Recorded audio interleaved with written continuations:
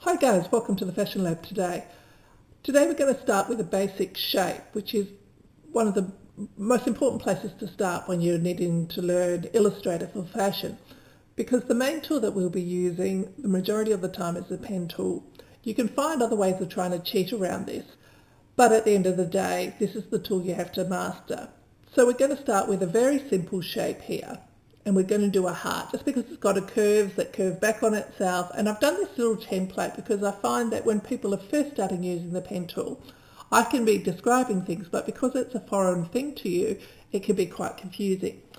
So I'm going to use the mouse today so that I'm probably working with the same tool as the rest of you.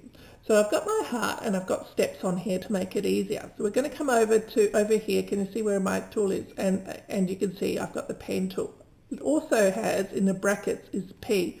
So if I was in another tool and I just hit P on the keyboard, nothing else, just the P, it will take me to my pen tool. So we can see all these different steps around my heart, and you can see that the first one says click.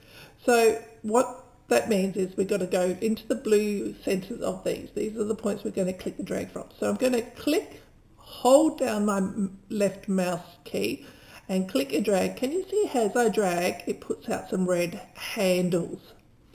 So these are the handles, and in the center of the handles that it pivots from is the anchor point. When people first start, it's very confusing to know where the path is, what the handles and the anchor point. So I'm going to let go now because as you can see, I've dragged it along to the end of this drag. So there's my anchor point, and when I come around to my next one, can you see that there is a path from this anchor point to where I'm hovering? I haven't clicked yet. And it's not actually the handles. So when I come over to here, I'm going to once again click and drag my handle following the arrow. And it's not quite the same as here, but that will straighten that up later. Then I'm going to come down to step 3. Oh, at the moment mine's got a fill. I don't want that, so I'm just going to change that. Then I'm going to come down to number 3. And number 3 says click and drag down this way. I've got 2 arrows, so I'm going to click and drag down there. Then step 4 is separate handles, and it says use the pen tool, which I'm already in, and the Alt. So the only thing I have to do to achieve this is to put my finger on the Alt on the keyboard and see how the head of my icon turns into this different tool. So I'm going to click now and swing it around until it's now in this position. This will now control the curve of this next section. See how it goes up instead of around. So now when I come to this one, I'm going to click and drag up. Now, as I'm dragging up, and I'm in the right spot here, but if I was to drag down, can you see how the curve then goes up? And the curve below the anchor point is controlled by the handle that's on the same side as it.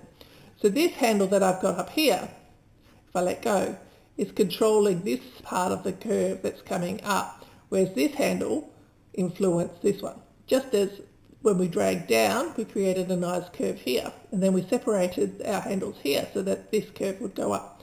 Now we've got to come over to join it and see how we've got the pen tool turns into a pen tool with this little closed circle. So see, when I've got that, I know I'm in the right spot, so now I can click and I drag my handle until it comes out to that part. And number 6, separate the handles. So we're going to separate the handles the same way we did down here.